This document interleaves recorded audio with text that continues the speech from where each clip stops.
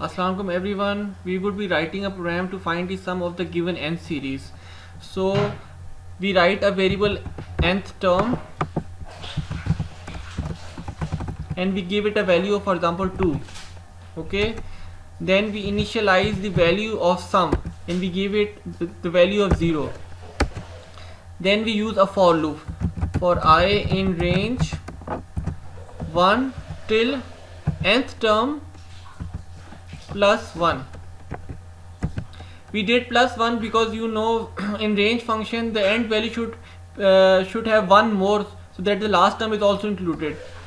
Then when we go to the for loop, we say sum is equal to sum plus I is the iterator. Okay, now we need to know the final sum.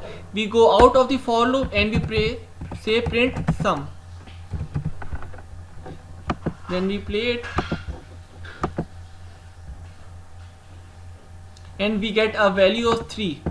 Now if I change the value of the nth term to 5, the sum turns out to be 15. Okay, that is all from my side. Thank you for watching.